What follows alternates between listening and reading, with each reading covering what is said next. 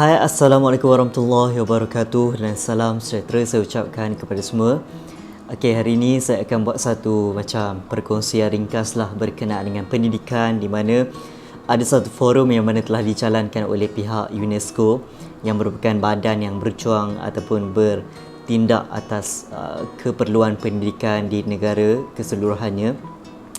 Jadi untuk apa yang telah dibincangkan pada forum ni, saya rasa tidaklah terlalu sesuatu yang baru ataupun inovasi yang terbaru, kerana mereka juga membincangkan perkara yang sama, namun atas dasar keperluan perbincangan ni, dia menegaskan perkara-perkara asas yang mana kita sebagai negara di Malaysia juga telah melaksanakan apa yang kita mampu dan juga apa yang intervensi yang terbaik untuk kita pastikan supaya pendidikan tidak anaktirikan ataupun telah ditinggalkan secara ke belakang lah. Oleh demikian, saya berfikir bahawa perkara yang dibincangkan ni adalah perkara yang asas, namun bagaimana kita melaksanakannya itu adalah satu perkara yang lain lah. Itu yang menjadi penentu kepada keberkesanan ataupun sekurang-kurangnya meminimalkan kesan ataupun impak hasil daripada COVID-19 punya kesan. Seperti mana yang kita sedia maklum bahawa penutupan sekolah telah memberikan impak yang besar. Okay? Dalam secara kasar kita tidaklah melihat bagaimana kesannya, tapi untuk jangka masa panjang yang telah dikeluarkan oleh pelbagai kajian, di mana berlakunya kesan penurunan dari segi gaji, dari segi intelektual, dari segi kemahiran, bagaimana kesan dari segi ekonomi, kesan dari segi bagaimana gender, bagaimana kesenjangan gender itu mungkin akan berlangsung dengan lebih ketara lah. Ini akan membimbangkan kita secara asas ni lah. Oleh demikian, apa yang dibincangkan pada forum ni adalah melibatkan contohnya mereka yang menghasilkan polisi ataupun kerajaan, badan-badan kebajikan, badan-badan berkepentingan, ibu bapa dan juga semua yang mempunyai kepentingan lah, ataupun dipanggil juga sebagai stakeholders. Apa yang dikatakan ialah disrupted and amplify gap inequalities in gender, terutamanya perempuan. Okay? Dari segi kajian, perempuan telah banyak ramai dalam kalangan gender perempuan telah tidak pergi ke sekolah, walaupun sebelum pandemik pun ramai perempuan tidak ke sekolah. Okay? Dari sudut pandangan negara-negara lain lah, di Malaysia kita lebih baik dalam melaksanakan ataupun memastikan perempuan ke sekolah. Okay? Berlakunya jurang digital yang lebih ketara dari segi mereka yang mempunyai keperluan, mereka yang telah mempunyai kelebihan dari segi teknologi, kemahiran dan sebagainya, dan juga berbeza dari segi mereka yang tidak dapat menyediakan keperluan tersebut. Jadi teknologi juga akan memberikan kesan yang sangat ketara. Kemahiran ICT juga telah menimbulkan satu kesenjangan dari segi kemahiran tersebutlah. Mengapa dikatakan penting sekolah untuk mereka, terutamanya orang yang mempunyai daripada taraf keluarga yang agak rendah pendapatannya? Ini adalah kerana sekolah memainkan peranan bukan sahaja menyediakan pendidikan, malah untuk mereka ialah penyediaan dari segi kesihatan, penyediaan dari segi kesihatan mental.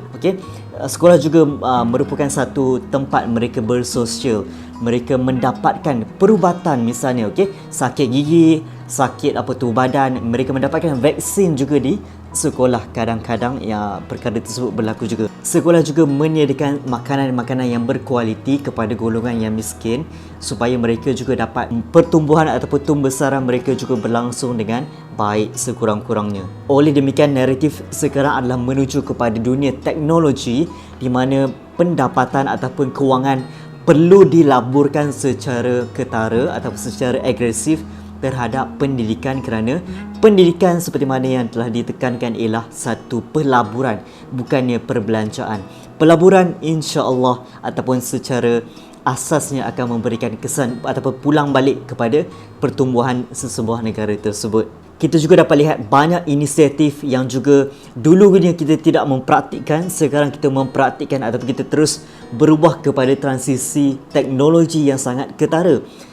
Misalnya orang yang tidak mempunyai kemahiran sebelum ini, mereka pun terpaksa untuk turut serta mempelajari dan juga mendapatkan keperluan kemahiran ini supaya mereka juga tidak tertinggal. Oleh demikian, perubahan ni telah menjadikan negara kita satu negara yang berubah kepada satu naratif yang terbaru. Dinyatakan juga mereka yang mempunyai pendapatan keluarga yang rendah agak struggle. Misalnya pendidikan ialah satu perkara yang nombor dua bagi mereka. Yang pertama ialah dapat menyediakan kelangsungan hidup. Misalnya mereka nak sediakan makanan atas meja. Itu adalah menjadi keperluan yang pertama. Malah pendidikan ditolak, malah pendidikan terpaksa diletakkan di pada bahagian yang belakang sedikit berbanding keperluan tersebut. Ini menjadikan mereka tidak efektif dan juga tidak secara berkesan mempelajari ataupun mengikuti pembelajaran sekarang.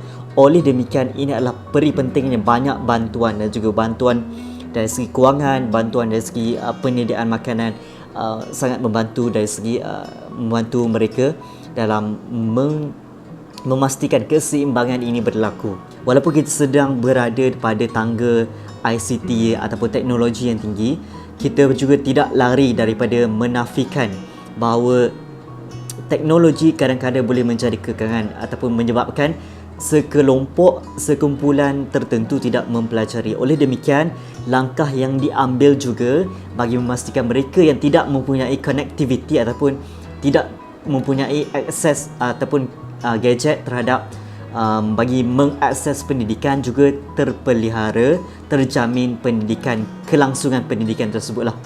Okay. Penyediaan modul yang diberikan secara door to door ataupun secara pintu ke pintu juga telah dilaksanakan oleh sebahagian daripada negara-negara inilah. Dalam penyediaan satu bahan pembelajaran, guru secara atas talian bagi menyediakannya agak memerlukan, dari segi pengalaman saya sendiri, juga memerlukan satu jangka masa yang lebih panjang kerana kita perlu untuk bersedia dan juga menghadapi sebarang kemungkinan yang akan berlaku lah.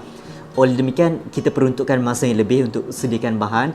Ini juga satu perkara yang baru, mungkin kita sudah biasa menghadapinya jugalah. Pembelajaran secara remote ataupun pembelajaran atas talian ni memberikan kita banyak kelebihan dari segi pengawalan dan juga bagaimana kita nak flexibility, contohnya dari segi bagaimana self-paced, okay? Pelajar mengikut kemampuan ataupun keperluan masing-masing untuk supaya mencapai objektif pembelajaran yang telah ditetapkan. Banyak lagi perkara yang kita perlu untuk tambah baik dari segi bagaimana kita nak sediakan guru yang berkredibiliti, berkemampuan dalam menyediakan pembelajaran yang baik. Misalnya kita sediakan contohnya sebarang latihan atau pengukuhan kepada guru, kursus-kursus yang kemahiran yang berkaitan supaya guru lebih bersedia dalam membantu murid mereka mencapai pembelajaran yang berkesan. Dan ada beberapa pendapat yang mana telah menyatakan sekolah adalah institusi di mana kes COVID ni tidaklah memberi kesan yang terlalu ketara dari segi jangkitan. Okay? Terdapat banyak lagi tempat-tempat yang lain yang mana boleh menyebabkan jangkitan yang lebih ketara namun dibuka juga, dan pendapat daripada mereka ialah sekolah sepatutnya institusi yang pertama dibuka dan yang terakhir ditutup kerana memberikan kesan jangka masa yang itu berimpak. Kita lihat banyak kursus ataupun latihan atas talian yang telah diwujudkan oleh banyak sektor dan organisasi yang berkaitan dengan pendidikan, telah melaksanakan tugasannya mengambil inisiatif mengadakan banyak latihan. Ini sangat baik kerana pendidikan secara atas talian yang percuma supaya tidak ada mereka yang ketinggalan ataupun beban kewangan tersebut dapat dikurangkan sekurangnya. Dan negara-negara lain sebahagiannya telah menjalankan pendigitalan kokurikulum di mana mereka mengubah suai kokurikulum yang sedia ada bagi mengadaptasi pendidikan atas talian sekarang. Dan juga saya mungkin mengatakan perkara ini boleh digalakkan lagi, okay, dari segi penambahbaikan pedagogi dan juga pembelajaran kokurikulum silibus yang kita ada sekarang. Ramai juga panel yang mengatakan bahawa pendidikan dalam kalangan kaum perempuan ataupun kesan daripada penutupan sekolah telah memberikan kesan yang sangat buruk terhadap bagaimana enrolment ataupun murid yang nak murid kategori perempuan supaya mereka kembali kepada sekolah. Okay, ini berlaku pada sebahagian negara yang lain. Pendekatan dari segi TV pendidikan, radio, pembelajaran atas talian, kempen-kempen untuk kembali ke sekolah giat dijalankan di negara ini. Dinyatakan juga terdapat kekangan dari segi pendidikan ini berlangsung. Antaranya ialah tidak cukup masa untuk persediaan guru. Yang kedua ialah limited by textbook ataupun mempunyai limitasi terhadap textbook. Saya rasa ini tidak menjadi masalah kerana guru telah dilatih bagi merentasi kurikulum yang sedia ada dan menggabung jalinkan dengan perkara-perkara yang lain, misalnya yang berkaitan dengan pengalaman murid itu sendiri. Tidak menjadi masalah dari segi textbook. Overwhelm new difficult tools, okey, kemahiran-kemahiran baru yang mana sukar dipelajari oleh guru-guru dan juga murid juga. Dan yang terakhir ialah fragmented material, di mana bahan pembelajaran atas talian yang mana digunakan hanya untuk masa, tempoh dan juga pembelajaran tertentu saja. Jadi ini sukar untuk diadaptasi, diubah supaya boleh digunakan semula pada pembelajaran yang lain. Kita juga selalu tekankan kepada ramai ibu bapa kerana mereka lah yang memainkan peranan yang sangat penting dalam pelaksanaan ataupun keberkesanan pembelajaran supaya murid berlangsungnya pendidikan mereka tidak terhenti. Dengan kekangan ekonomi yang berlangsung, sebahagian daripada kewangan kita perlu untuk kita potong ataupun kita perlu untuk manage, jaga ataupun bahagikan secukupnya lah. Jadi ini berlaku di seluruh negara-negara yang lain juga. Kita faham akan perkara tersebut. Maka untuk hal ini, collaboration ataupun interaction perlu berlaku dalam semua stakeholders yang berkaitan. Stakeholders perlu untuk bersatu, bekerjasama dan juga memainkan peranan yang masing-masing kerana itulah yang menjamin pendidikan negara kita pada masa yang akan datang. Okey. Setakat itu saja perkongsian saya, perkongsian ringkas. Ini adalah semata isi kandungan yang mana telah diperolehi daripada forum tersebut. Semoga kita juga dapat menimbang tara dan juga mempertimbangkan segala inisiatif pengajaran yang telah dihasil daripada input forum ni. Semoga pendidikan negara kita berlangsung dengan jayanya.